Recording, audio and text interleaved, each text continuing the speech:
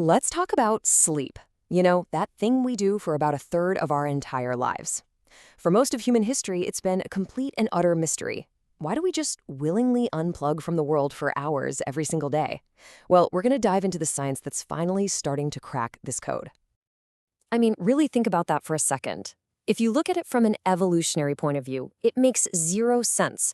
When you're asleep, you can't find food, you can't look for a mate, and you are completely, totally vulnerable to predators.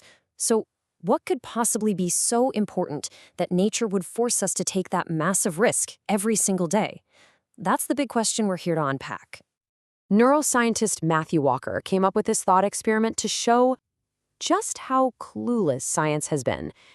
Imagine your doctor saying that to you about your newborn baby. It's pretty unsettling, right?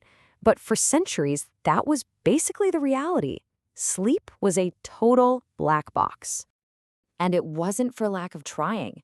I mean, you had some of the most brilliant people in history taking a crack at it.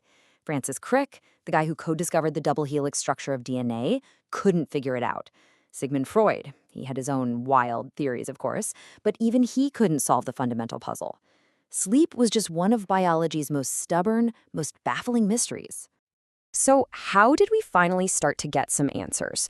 Well, the breakthrough really came when scientists figured out that there are two separate systems in your brain, acting like a couple of timers that control when you feel sleepy and when you feel awake. Okay, so the first one is your circadian rhythm. You can think of this as your body's master internal clock. It runs on a roughly 24-hour cycle, creating these natural peaks and dips in alertness throughout the day. The second one is called adenosine pressure. Now, this is a chemical, and it literally builds up in your brain every single minute you're awake, creating this sleep pressure that makes you feel more and more tired. And the story of how we discovered this internal clock is actually pretty cool. You have to go way back to 1729. A French scientist noticed that a plant's leaves would open during the day and close at night. No big surprise there. But here's the brilliant part. He stuck the plant in a pitch black box, away from any sunlight, and it kept doing the exact same thing. It wasn't just reacting to the sun, it was keeping its own time. So while your circadian rhythm is saying when you should be sleepy, like, hey, it's about 10 p.m., it's the adenosine pressure that determines how sleepy you feel. The longer you're up, the more adenosine builds, the more you want to sleep.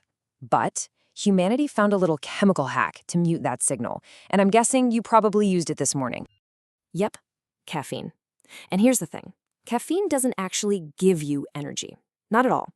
What it does is it races into your brain and physically blocks the receptors for adenosine. It's like putting chewing gum in a keyhole. The sleepiness signal can't get through, so you feel wide awake. But all that adenosine, it's still there, building up in the background, just waiting. Just how powerful is this stuff? Well, in this kind of bizarre but amazing NASA experiment, scientists gave spiders a bunch of different drugs to see how it affected their web building. The spider on caffeine, it builds, well, a chaotic mess. It was completely useless. It's a pretty stark visual for how much this artificial chemical can disrupt a natural fundamental process. But messing with our natural sleep signals like that, well, it comes at a very steep price.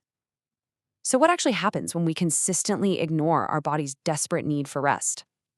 The data is, and I'm not exaggerating here, truly staggering. It sets off this cascade of damage that starts right at the core of our biology. It all begins with your DNA. Get this.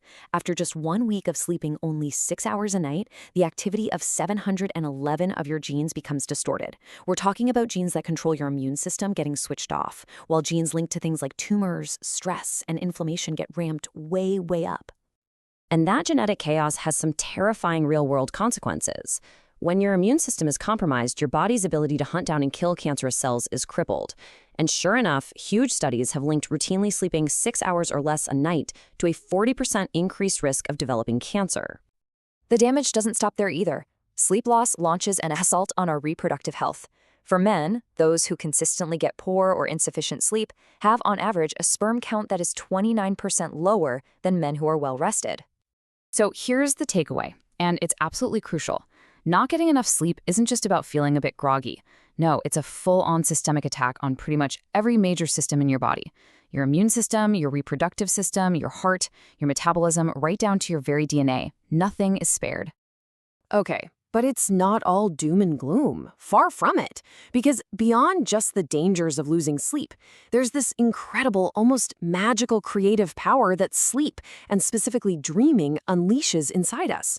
It's not a passive state. Your brain is hard at work. Some of the greatest works of art in human history have come directly from a dream. Paul McCartney famously woke up one morning with the entire beautiful melody for the song Yesterday just playing in his head. He rushed to a piano to get it down, convinced he must have heard it somewhere before. Nope, his dreaming brain wrote it. And it's not just the Beatles. Keith Richards from the Rolling Stones tells a story about waking up in the middle of the night, grabbing his guitar and a tape recorder, playing a riff, and falling back asleep. The next morning, he listened to the tape. On it was the iconic riff for I Can't Get No Satisfaction, followed by about 40 minutes of him snoring. His brain did the work while he was out cold. Even the legendary inventor Thomas Edison knew there was a secret here.